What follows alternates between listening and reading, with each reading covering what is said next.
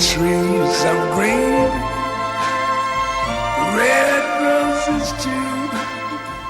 I see them. Para mí es muy importante recibir a Carlos porque se trata de un político de la ciudad de Belleville que, bueno, todo el mundo lo conoce por su honestidad, su franqueza, porque generalmente ha dicho cosas que no necesariamente eso repercuten electoralmente a su favor, pero no tiene cortapisas para hablar. Él es una persona que consideramos muy valiosa para poder generar y discutir desde el punto de vista de la política. Y le comentaba a Carlos, buenas noches Carlos, ante todo, esto es como una especie de mentirita para todo el mundo, porque en realidad ya lo habíamos saludado. Sí. Pero bueno, buenas noches también para toda la audiencia. Buenas noches a toda la audiencia. Le decía que no ha sido fácil en estas últimas semanas convocar a personas que estén relacionadas a la política en la ciudad de Belleville, porque existe como una especie de idea acerca de la cual hasta que no pasen 100 días luego de un proceso electoral, uno no puede hablar de política porque no tiene que tirarse en contra de nadie, como si uno cuando habla de políticas tuviera que tirarse en contra de alguien, porque no es el propósito de un periodista.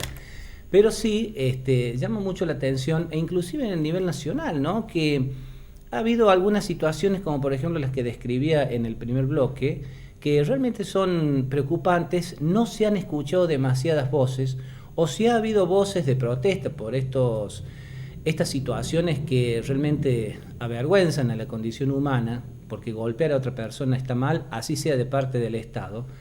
Y no se han escuchado muchas voces diciendo eso está mal, o si se han escuchado, decía, quizás no han sido publicadas. Entonces, encontramos a alguien que no tiene problemas de hablar, y hablar de algo tan importante como es la política, ¿no?, que es esto del arte de relacionar a las personas en pos de un objetivo. Así que bueno, la idea era justamente charlar de política. Cacho, ¿cómo ves en este momento el panorama nacional, por ejemplo? Mira, sos un periodista muy pícaro. ¿En qué sentido? Porque te adelanté lo que te iba a decir y me sacaste de la cancha. Después de haber escuchado tu preciso diagnóstico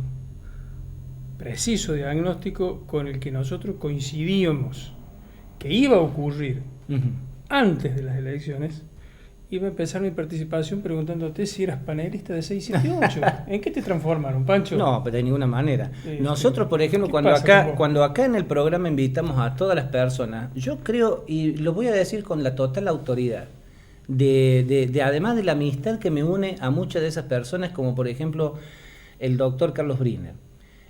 Yo no sé si, y casi que es antiperiodístico lo que voy a decir. Yo no sé si no es de este programa que hicimos una gran campaña por Carlos Briner. Entonces van a aparecer un montón de justicialistas y van a decir, pero ustedes entonces trabajaron para Briner. No, yo no trabajaba para Briner. Pero Briner era, por ejemplo, un dirigente, ahora habla menos porque está de intendente, pero yo me acuerdo que era un dirigente que no tenía problemas de hablar con la prensa. Entonces, cada vez que se lo citó o quisimos hacer una nota, él ha estado presente, y eso hay que destacarlo. Y de la misma manera con gente del radicalismo, en este programa estuvo Aguad, en este programa estuvo la Coneja Baldassi, y hemos reiterado un montón de invitaciones a dirigentes del radicalismo, y han estado presentes. Estuvimos con la ahora diputada del Parlasur, Zubik. Por lo menos nosotros hemos cumplido con el hecho siempre de ser pluralistas y digamos, eso me parece que es un presupuesto importante para después tener autoridad para decir otras cosas.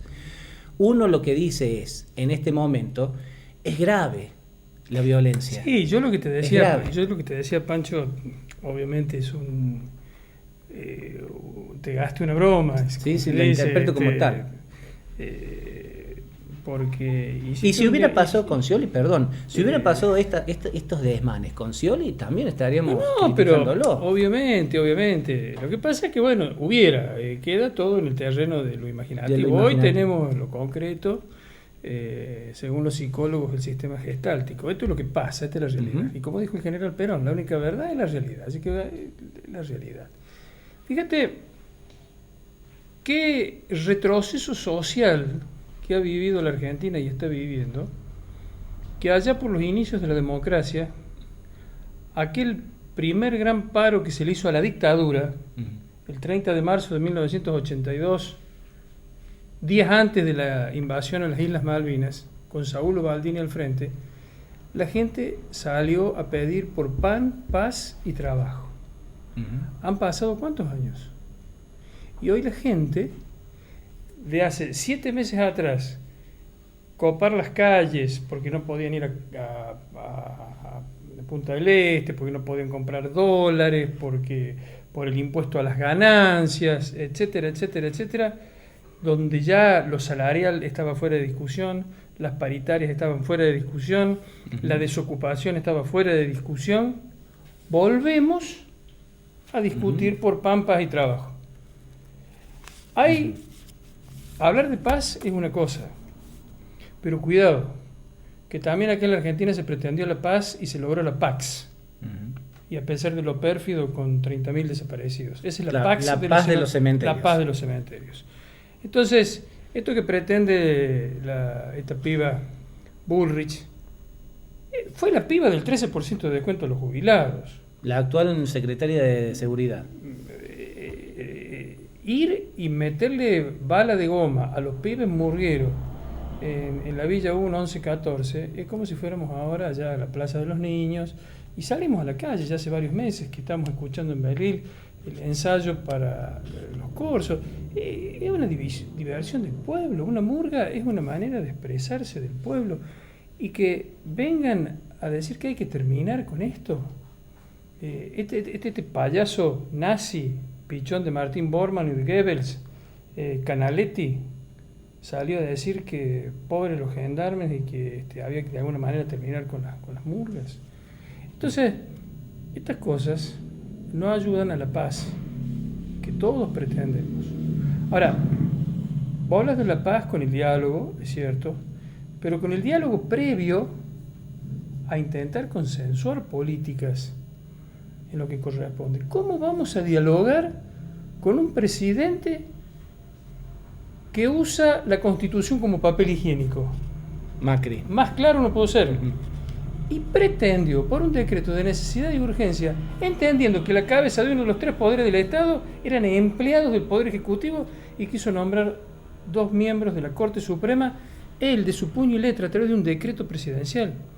Cuando, en el espíritu de la Constitución, y esto lo tiene que saber cualquier hombre que se dedique a la política y al derecho, la mayoría calificada que exige la Constitución para la designación de un miembro de la Corte o de un juez, habla de que no la va a tener solamente un partido. Puede tener mayoría, pero es muy difícil, casi imposible, que los 2/3 puedan tener la mayoría para designar un juez o un miembro de la Corte.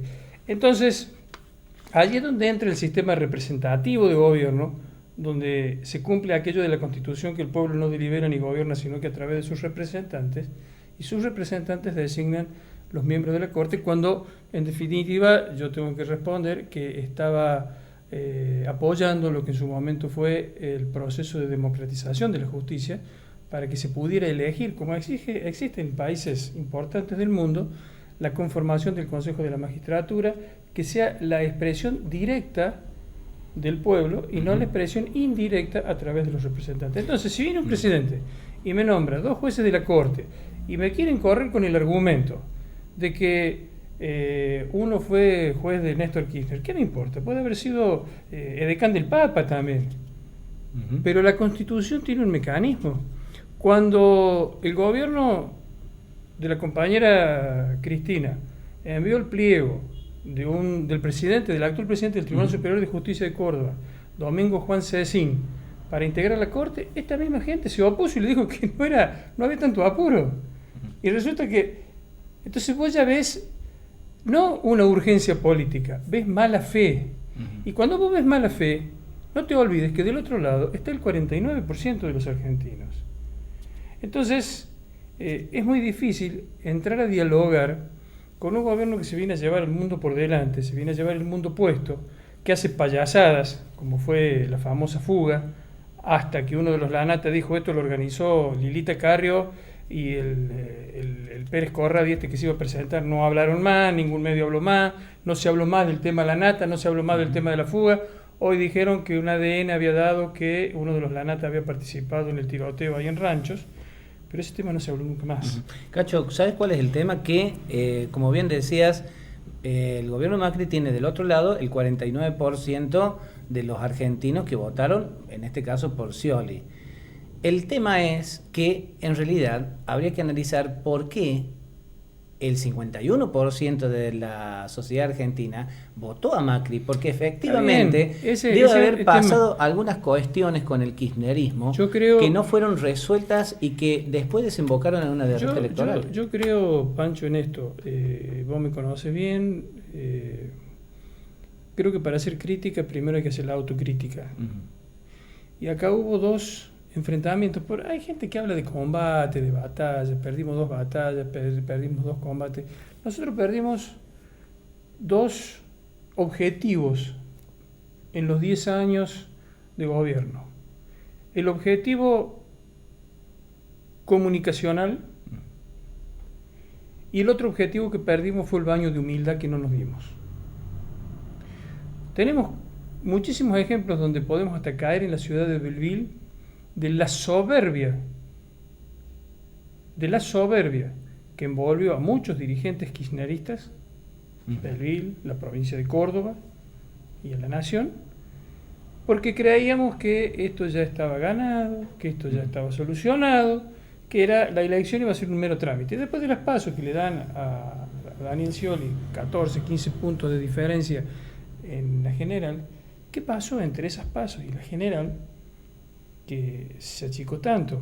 Ahí fue donde se terminó de perder el tema comunicacional. Y en esto guarda mucha relación con lo que vos estabas diciendo también.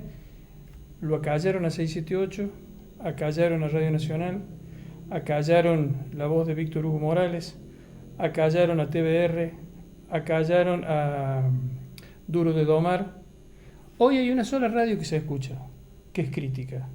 Radio del Plata, que yo la tengo que escuchar por internet en la computadora porque es la única radio que no responde al Grupo Clarín o al Grupo Vila Manzano. Entonces, ese enfrentamiento comunicacional que nos faltó dar una batalla más profunda es lo que terminó definiendo de alguna manera esta situación y que hoy sea una sola voz la que se escucha y la gente diga y se pregunte, como te lo preguntabas muy bien vos, ¿qué pasa con la oposición? Pero las voces de la oposición están todas calladas independientemente del desbande opositor que hay. A mí me dan arcadas de ver a un dirigente sindical que lo vi, te podría decir chupándole las medias al diputado Carlos Kunkel, que te tengo que contar que Piumato canta muy bien. Es un buen tenor. Un buen tenor. Piumato el de Judiciales. El de Judiciales. Escuchar decir que los trabajadores no pueden sacar ventajas de una crisis. Un dirigente sindical cuestionando los movimientos estos que están haciendo ahora. No cuestionó la toma de las calles, todo lo que hicieron con las señoras gordas de Barrio Norte por el impuesto a las ganancias. Está cuestionando que los propios compañeros de trabajo salgan a defender la fuente de trabajo. Gente que se quedó sin trabajo la noche antes de Navidad, la noche antes de Año Nuevo. Y a todos le pusieron el título de ñoqui. Mientras tanto, la vicepresidenta de la Nación eleva en el rango de jerarquía a su cuñada, el otro nombra al hermano, el otro nombra al primo, y me vienen a hablar de que así como vamos a generar paz. Cacho, te propongo para el próximo bloque una duda acerca de por qué uno de los elementos por los cuales pudo haber perdido el kirchnerismo y que está relacionado a si acaso la sociedad hubiera acompañado al kirchnerismo, a Scioli, al PJ, para el gobierno nacional, si no hubiera habido tantos hechos de corrupción como se denunciaron y que se adjudican a la gestión anterior. Pero eso luego de la pausa. I see trees of green, red roses too. I see them